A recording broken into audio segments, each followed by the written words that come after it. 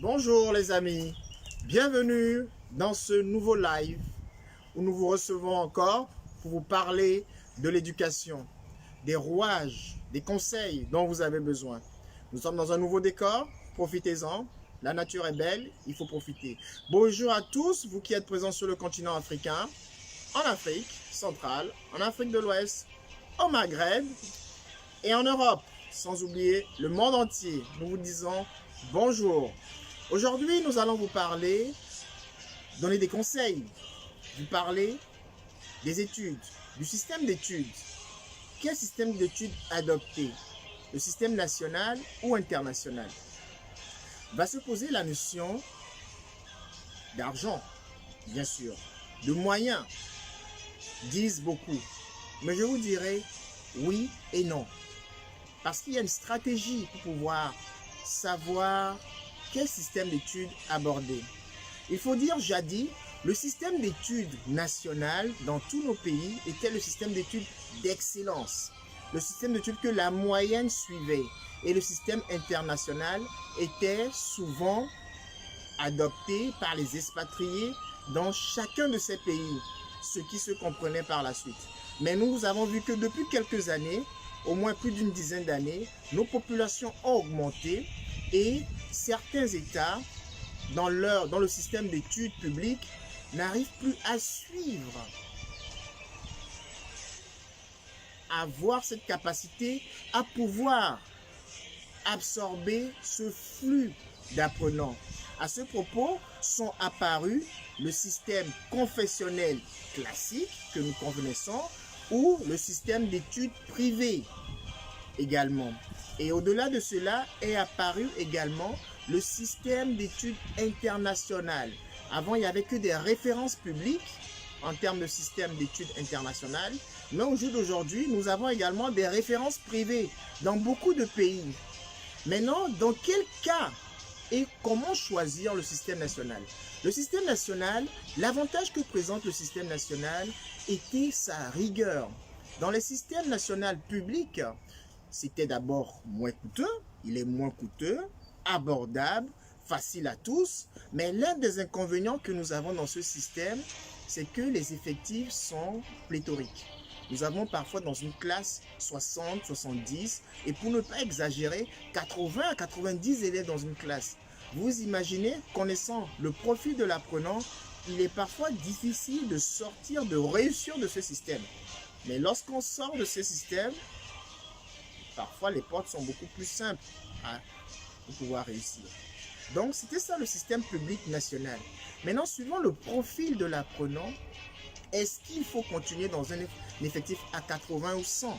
Lorsque vous connaissez votre enfant, vous connaissez son profil, sa personnalité et vous voulez un accompagnement beaucoup plus précis, on le met dans le système d'études nationales privées ou confessionnelles. Souvent, le confessionnel amène à des valeurs de respect, des valeurs d'obéissance, des valeurs de discipline, des valeurs humaines et culturelles que nous retrouvons toujours dans ce confessionnel. Donc, c'est ça aussi l'avantage de mettre l'enfant dans le système d'études nationales confessionnelles, avec des effectifs réduits et nous voulons des valeurs. Donc, et ce système va coûter 5 à 6 fois plus cher que le système classique national. Dans certains États, le système classique national est gratuit. Dans d'autres, il va coûter moins de 15 euros, 15 à 20 euros l'année, alors que c'est-à-dire entre 10 et 15 000 francs l'année, 10 000 francs CFA, alors que lorsqu'on va arriver dans le système d'études confessionnelles privées ou le système privé d'études, on va arriver autour de 80 à 90 000 francs CFA en moyenne pour un montant avoisinant entre les 100 et 150 euros maximum. Donc, c'est ça le système d'études. Maintenant, dans quel cas choisir ce système d'études? D'abord, il faut connaître le profil de l'apprenant. Quel est le profil de votre enfant? Quel est le profil de votre frère ou de votre cousin? Par rapport à ce profil, nous verrons, vous allez voir, est-ce que votre frère, cet apprenant, pourra normalement suivre dans l'effectif adéquat. Maintenant, il y a également la notion de moyens. Donc, je dirais les moyens dépendent de la vision que vous avez. Cela dépend également du nombre de personnes dans la famille. Lorsque vous êtes 2 ou 3 dans la famille et que vous adaptez à scolariser votre enfant en connaissant sa personnalité, cela vous permettra de savoir est-ce qu'il peut être dans des effectifs de 80 ou 100, ou bien il sera des effectifs de 50 à 40 élèves en moyenne. Cela vous permettra de savoir quel est le profil des études qu'il va suivre. Cela vous permettra de savoir est-ce que ce système national, je le mets dans le système public ou le système privé, confessionnel ou laïque. Donc, vous voyez bien ces différents paramètres qui permettent de choisir le système d'études. Parce que n'oubliez pas, du moins à l'école primaire, au primaire jusqu'au secondaire, on peut adopter cette situation. C'est-à-dire conforter les bases de l'enfant, lire et écrire, être intelligent, être appliqué dans les calculs. Jusqu'au collège, cela vaut la peine. Donc, vous comprenez? Donc, c'est sur ce plan, on peut mettre l'enfant dans le système d'études national. Maintenant, dans quel cas le système international apparaît? Lorsque vous savez que vous avez un projet d'études à l'international, que ce soit hors Afrique ou même ceux qui sont ici en Europe dans la diaspora, il faudra voir ce projet dans lequel je m'inscris. C'est un projet qui doit se préparer à long terme. C'est un projet qui doit se préparer au moins sur 4 ou 5 ans. Et par rapport à ce projet, vous allez déterminer dans le pays dans lequel va continuer ou les pays dans lesquels va continuer votre enfant ou le neveu ou l'enfant, on va dire en résumé, l'apprenant. S'il continue en France, aux États-Unis, en Angleterre, autant de le mettre à partir du lycée dans le système approprié. Ça, c'est pour épargner, mieux budgétiser sur les 3 ou 4 années que va passer l'enfant dans ce système, de manière à ce qu'il puisse dans le bain, sachant que vous avez un projet à l'international.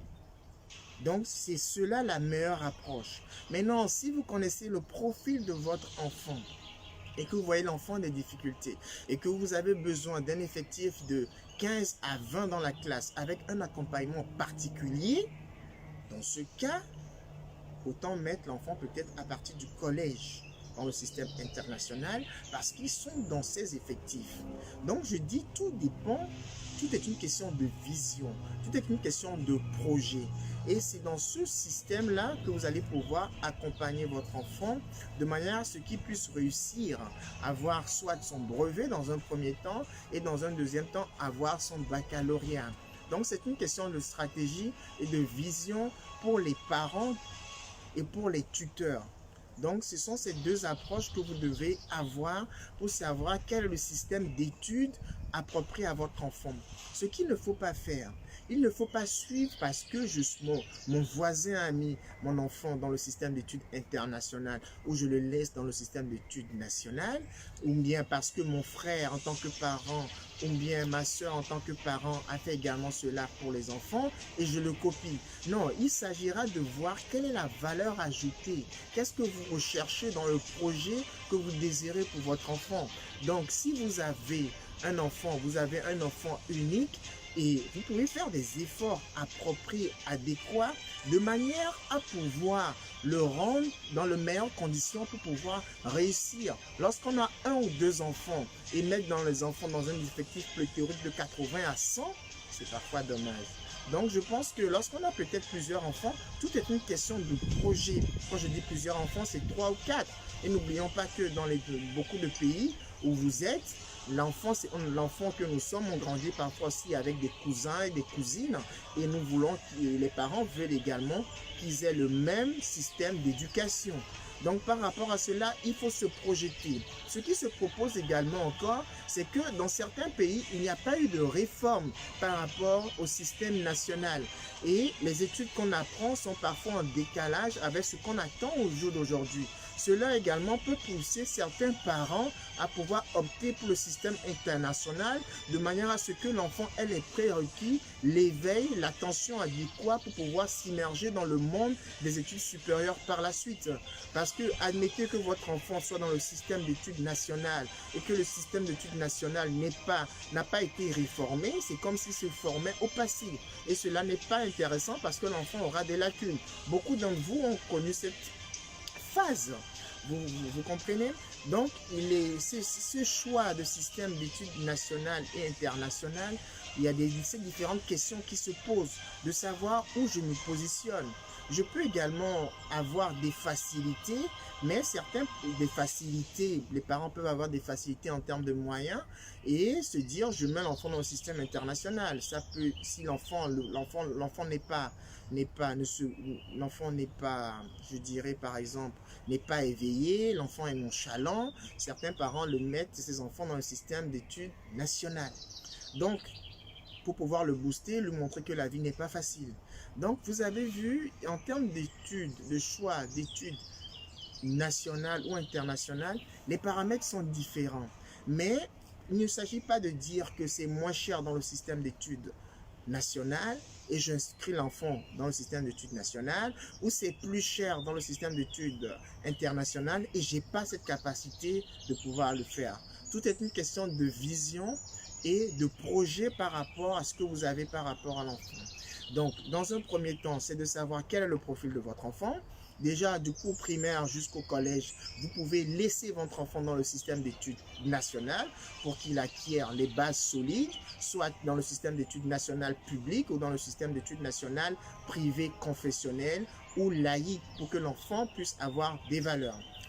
Deuxième chose, lorsque l'enfant est dans ce système, lorsque vous aurez fait votre choix, c'est maintenant de se préparer, de se projeter, de l'accompagner, de le guider, de l'éclairer, de ne pas le laisser à lui-même. Parce que lorsque l'enfant n'a pas les compagnies adéquates, l'enfant peut se laisser aller, qu'il soit dans le système public d'études nationales ou dans le système privé d'études nationales. Donc, il faudra également accompagner cet enfant, avoir plus d'attention par rapport à son profil. Ça, c'est jusqu'au collège. Maintenant, si vous avez cette capacité, vous dites, bon, cet enfant est responsable et qu'il peut continuer dans ce système d'études nationales, cela est jusqu'au lycée, jusqu'au bac, vous pouvez également le faire tout en préparant son projet post-bac. C'est très important, c'est nécessaire. Tout est une question de projet et de vision. Maintenant, si vous jugez, suivant le profil de votre enfant et suivant le projet que vous avez pour votre enfant, le mettre dans le système d'études internationales, la meilleure phase, compte tenu du budget, vous pouvez le mettre après le collège, après son brevet, le mettre dans ce système d'études internationales tout en l'accompagnant parce qu'en classe de seconde, il aura peut-être des turbulences pour se remettre à niveau tout en l'accompagnant pour qu'il puisse atteindre l'autonomie jusqu'en classe de terminale. Sachant que tout dépend du projet que vous avez par rapport à votre enfant.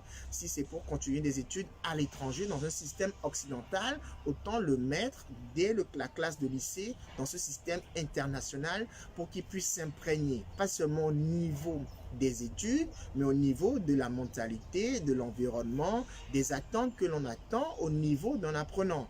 Maintenant, donc, vous pouvez mettre l'enfant là au système international à partir de la classe de seconde. Maintenant, dans le cas précédent, vous pouvez également le garder du primaire au collège. Maintenant, certains parents également peuvent le mettre depuis le primaire et le collège dans le système d'études internationales.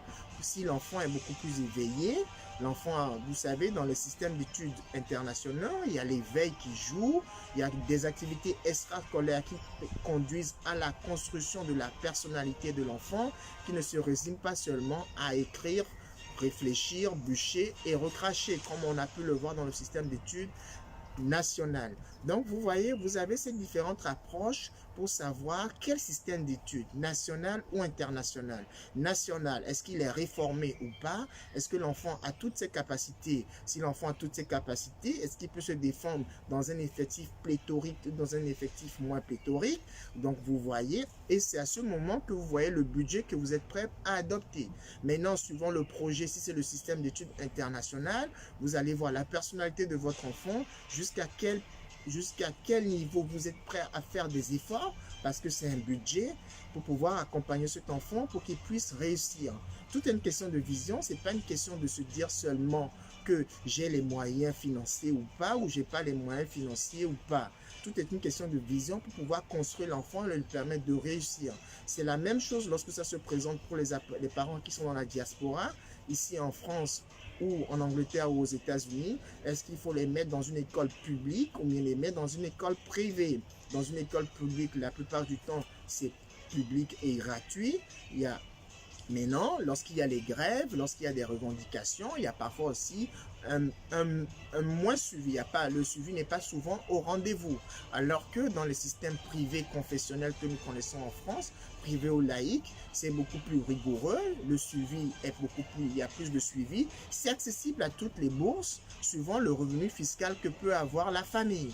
Donc, tout est de savoir quel est le profil de votre enfant et par rapport à ce profil, quelle est la vision que vous adoptez et par rapport à cette vision, comment construire l'enfant et l'amener progressivement à la responsabilité et à l'autonomie et savoir dans quel cadre il pourra évoluer, le public ou le privé pour ceux qui sont en Occident et le système national ou international pour ceux qui sont dans nos pays. Donc, c'est ce dont j'ai voulu partager aujourd'hui avec vous. Donc, c'est ça le résumé. Quel système d'études? Tout est une question de vision par rapport à tout ce que nous sommes dit jusqu'à présent. À cet effet, je vous dirai merci de nous avoir suivis. N'hésitez pas à poser des questions. N'hésitez pas à laisser des commentaires. N'hésitez pas à partager cette vidéo sur les différents réseaux sociaux, à le partager, à poster des commentaires. Cela peut vous être utile à vous qui le suivez et être également utile à ceux qui ne l'ont pas suivi, mais qui pourront le suivre grâce à votre partage. Je vous dis à bientôt et à la semaine prochaine.